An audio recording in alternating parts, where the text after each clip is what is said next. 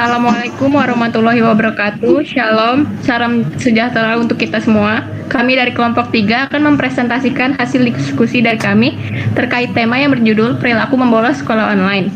Adapun anggotanya ialah saya sebagai moderator Alda Melinda, Anggi Fria Amanda, Bima Caesar Maladi, Lia Liana, Nabila Nadiatur Alnawiyah, Anggraina Putri Yasmin. Lalu selanjutnya, presentasi pertama akan disampaikan oleh Lia. Pada Lia dipersilahkan. Membolos adalah perilaku siswa yang tidak masuk sekolah dengan alasan yang tidak tepat, atau membolos juga dapat dikatakan sebagai ketidakhadiran siswa tanpa adanya suatu alasan yang jelas. Membolos merupakan salah satu bentuk dari kenakalan siswa, yang jika tidak segera diselesaikan atau dicari solusinya dapat menimbulkan dampak yang lebih parah. Menurut Surya, membolos adalah bentuk perilaku meninggalkan aktivitas yang seharusnya dilakukan dalam waktu tertentu dan tugas atau peranan tertentu tanpa pemberitahuan yang jelas. Sedangkan, menurut Gunarsa, membolos adalah pergi meninggalkan sekolah tanpa sepengetahuan pihak sekolah.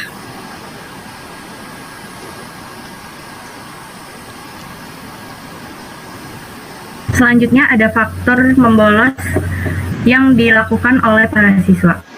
Adapun dua faktor yang mempengaruhi para siswa melakukan bolos saat sekolah. Yang pertama ada faktor eksternal.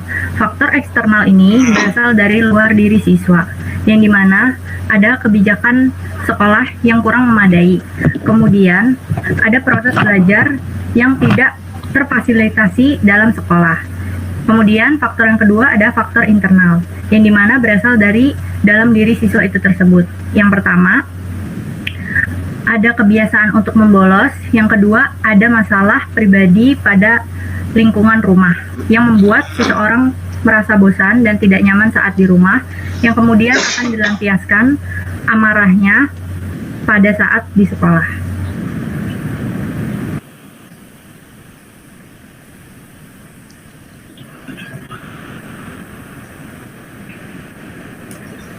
Saya akan menjelaskan akibat dari dampak membolos. Akibat membolos akan merugikan pada diri sendiri dan orang lain. Bagi dirinya sendiri, maka dia akan ketinggalan pelajaran. Hal ini akan menyebabkan siswa mengalami kegagalan dalam pelajaran, tidak naik kelas, nilainya jelek, dan kegagalan lain di sekolah. Membolos akan menyebabkan kegagalan dalam pelajaran, mengganggu kegiatan belajar teman-teman sekelas, dan masih banyak akibat yang ditimbulkan.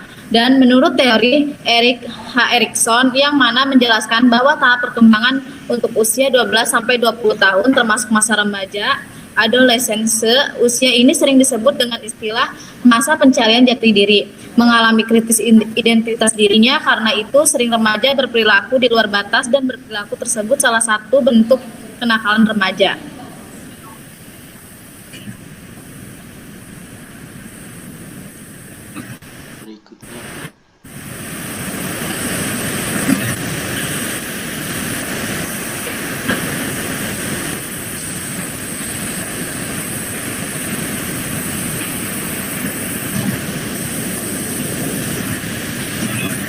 Berikutnya ada penanganan perilaku membolos.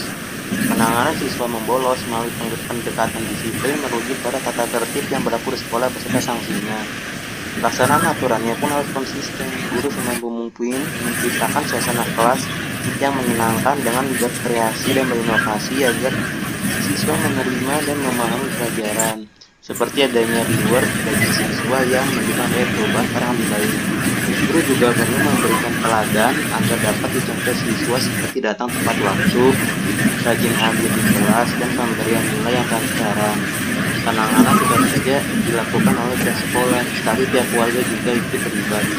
Karena penyebab utama siswa bolos dari keluarga itu sendiri.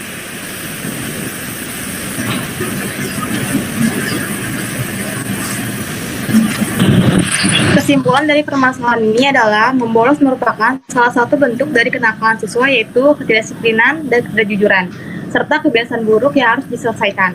Perilaku membolos merupakan suatu permasalahan yang perlu ditangani dan memerlukan bimbingan dari guru atau konselor. Karena perilaku ini akan menghambat tercapainya tujuan pendidikan nasional, yaitu mencerdaskan kehidupan bangsa. Hal ini akan menyebabkan siswa mengalami kegagalan dalam pelajaran, tidak naik kelas, nilainya jelek, dan kegagalan lain di sekolah. Adapun faktor-faktor yang mengakibatkan perilaku membolos, baik itu faktor eksternal dan faktor internal. Faktor eksternal yaitu faktor yang berasal dari luar diri, yaitu siswa tersebut antara lain kebijakan sekolah yang tidak berdamai dengan kepentingan siswa, ajakan membolos dari teman, guru yang tidak profesional, fasilitas penunjang sekolah misalnya laboratorium dan perpustakaan yang tidak memadai, kurikulum yang kurang bersahabat sehingga mempengaruhi proses belajar di sekolah. Faktor internal yakni faktor yang berasal dari dalam diri siswa tersebut. Antara lain adalah kebiasaan siswa yang memang suka membolos. Dan sekolah hanyalah sebagai tempat pelampiasan rutinitas yang membosankan di rumah. Adapun salah satu pendekatan konseling yang dapat digunakan dalam mengatasi masalah tersebut adalah konseling behavior. Karakteristik konseling behavioral adalah yang pertama, berfokus pada tingkah laku yang tampak dan spesifik. Yang kedua, memerlukan kecermatan dalam perumusan tujuan konseling. Yang ketiga, mengembangkan prosedur perlakuan spesifik sesuai dengan masalah klien. Yang keempat, penilaian yang objektif terhadap tujuan konseling.